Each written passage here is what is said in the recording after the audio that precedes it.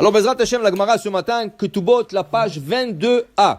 Alors, avant qu'on commence la Gemara, on va avancer quelque chose qui a dit le roi Salomon pour comprendre mieux la Gemara. Le roi Salomon, il dit, Chaim ve'amavet be'ad halashon. La vie et la mort est au bout de ta langue. Ta langue peut t'emmener à la vie, ta langue peut t'emmener à la mort. Vient le Midrash, il explique le parole du roi Salomon. À quoi se référait le roi Salomon? Il s'est référé à une histoire qui est arrivée. Il y avait un roi qui est tombé malade. Ils ont tout essayé des médicaments, ça n'a pas marché. À la fin, il y a un qui lui a dit à ce roi, il vous faut le lait d'une lionesse. Si vous allez boire un verre d'un lait du lionesse, vous allez guérir. Une lionne. Où est-ce qu'il va aller chercher? Okay? Top. Il a fait une annonce, c'est un roi, il a fait une annonce, tout celui qui m'emmène le lait d'une lionne, voilà le prix qu'il va recevoir. C'était une somme fou, parce que personne n'avait intérêt, ils avaient peur pour leur vie, personne n'est venu. À la fin, il est venu un pauvre, il a dit qu'il lui rien à perdre. De toute façon, il n'a rien. Alors, ou sa vie, ou ça. Alors, il a demandé, il lui a dit, qu'est-ce que tu as besoin? Tu as besoin d'un revolver? Non, il dit, non, j'ai besoin d'un sac avec de la viande. Donnez-moi un sac avec de la viande, des steaks. Pas de problème, tout de suite un sac. Et l'autre, il est parti dans la forêt jusqu'à qu'il a trouvé une lionne avec 3 petits lionçons en train de les allaiter. Qu'est-ce qu'il a fait? Il s'était mis de loin, il a commencé à crier à la lionne. Hé! Elle s'est mise sur le pied, il a pris un morceau de viande, il lui a jeté. Alors elle a pris tout de suite la viande, elle a partagé avec les petits lionçons, elle lui a pas touché. Le lendemain, il s'est rapproché un peu plus. Toujours de loin. Il a encore crié, il a jeté un morceau de viande. Chaque jour, il s'est approché jusqu'à qu'il s'est amitié avec cette lionne. Elle est en train d'allaiter ses lionçons et lui, il a tiré un verre de lait. Il a fermé le verre et il court vers le palais royal pour avoir son cadeau. En route, il était tellement fatigué, il s'est mis à dormir. Il dort et il voit un rêve très bizarre. Le pied qui parle, et ils disent à tous les organes du corps, c'est grâce à nous qu'on va recevoir le prix, le grand prix, parce que nous, on est venus ici. Et les mains, il dit, qu'est-ce que vous dites, le pied? Non, rien du tout. C'est nous qu'on a traité le lait. Sans nous, tu peux arriver, mais tu ne peux pas traire le lait. Et les yeux qui disent, non, c'est grâce à nous qu'on a vu où est la lionne pour traire le lait. Et les oreilles, c'est grâce à nous qu'on a écouté le roi. À la fin, la langue est sortie. Elle dit, hey, c'est grâce à moi j'ai parlé au roi, j'ai dit que je suis d'accord. Alors tous les organes, les pieds, les mains, les yeux, les oreilles, toi tais-toi, tu es la plus petite, rentre dans ton trou. Elle a dit, moi je vais rentrer dans mon trou, mais je vais vous mettre tous dans le trou. Lui il se réveille, il dit, quel rêve bizarre, top. Il est arrivé au palais royal, tout le monde le reçoit, des trompettes et tout ça, il a emmené le lait de la lionne, et il parle à Sa Majesté. Il dit, Sa Majesté, il se prosterne. Je vous ai emmené le lait d'une chienne. Quoi? Tu m'as fait attendre une semaine, tu m'emmènes le lait d'une chienne? Tout de suite, mettez-le à la prison. Demain matin, tôt à 7h, celui-là, on doit le décapiter.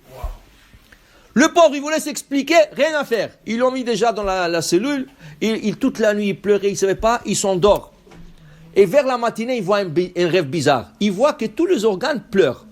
Les mains, le pied, les oreilles, les yeux, et la langue qui rigole. Il dit, je vous ai dit, je vais vous mettre dans le trou.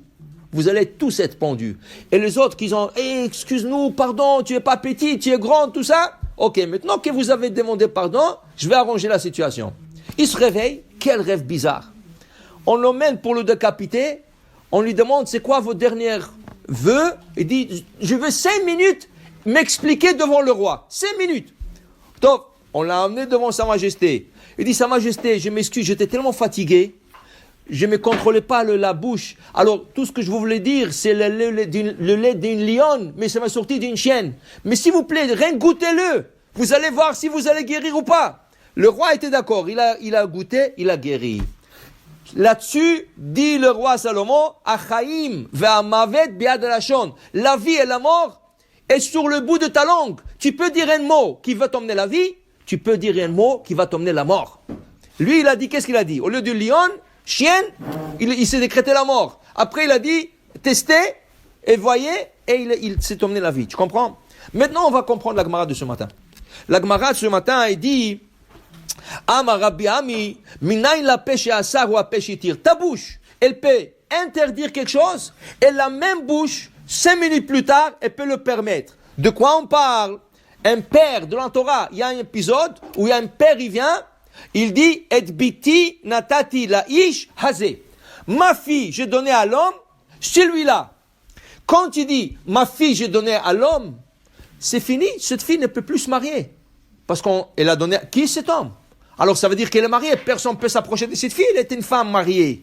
Mais on ne sait pas qui. Alors elle est interdite au monde entier.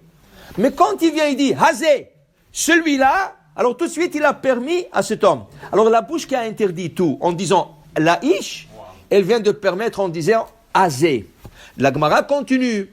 Il est possible d'avoir une situation pareille, mais la personne peut s'expliquer. Voilà, la Gemara nous ramène une histoire. Il y avait une belle femme à l'époque du Talmud. Tout le monde voulait la marier. Elle était grande de taille, belle. Tout le monde voulait la marier. Dit la Gemara, chacun qui venait la marier, ah, je suis fiancé. Je suis fiancé. Ah, tu es fiancé. Ah, dommage. L'autre, il est venu. Dommage. Un jour, elle se fait un mariage et on voit qu'on amène cette fille à la choupa. Il y avait des rabbins là-bas. Il dit, hé, comment tu te maries toi? Mais tu as dit à tout le monde que tu es fiancé. Mais comment tu te maries avec lui? Il dit, non, je vais vous expliquer. Tous ceux qui sont venus me proposer, c'était des mauvaises personnes. C'était des gens qui ne sont pas bien. Je ne savais pas comment le repousser. Alors, je n'avais pas le choix que de dire, je suis déjà fiancé. Mais maintenant, je vous dis, je n'étais pas fiancé. Alors, elle s'est interdite au monde entier en disant, je suis fiancé. Elle vient de se permettre en disant, non, c'était rien que pour repousser les gens qui ne sont pas bien. Dit la Gemara, il est possible que tu t'interdis quelque chose et tu la permets. La Gemara continue avec une histoire. Une femme qui vient dire à son mari, ne m'approche pas, je suis menstruée. Je viens de recevoir mes règles. Okay? Le lendemain, ou le soir, elle vient, elle s'approche de son mari, elle lui met la main sur son épaule. Hé, comment tu me touches? Tu m'as dit que tu menstruais, qu'est-ce qui t'arrive? Il dit, non, tu ne sais pas, je pensais. Je me suis trompé. Ou n'importe quelle excuse. Okay? Dit la Gemara, si l'excuse qu'elle donne est valable, tu prends ces mots. Malgré que c'est interdit à son mari en lui disant je suis menstrué, mais si elle vient donner une raison valable, vraiment valable, là c'est permis. Mais la Gemara dit il ne faut jamais jouer avec ça. Il ne faut pas dire interdit. Pourquoi? Dit la Gemara, il y avait un grand rave qui s'appelait Shmuel. Sa femme lui a dit je pense que je suis menstrué, ne m'approche pas. Après, il lui a dit, non, je me suis trompé. Shmuel, il a demandé à sa femme, Arbaim Zimmin, 40 fois. Pourquoi tu as dit ça?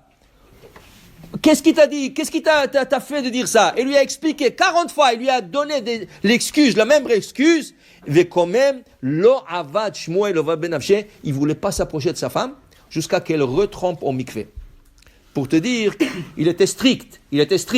Mais pour te dire, c'est pas bon. Mais, si ton excuse est valable, on l'accepte. Pour te dire, regarde, avec la bouche, tu peux interdire des choses, et avec la bouche, tu peux le permettre. Alors, par exemple, tu fais un vœu, tu as une miche de pain. Je dis, je ne mangerai pas cette miche, c'est fini. Cette miche-là, c'est comme du non-cochère pour toi. Tu as dit, j'ai fait un vœu.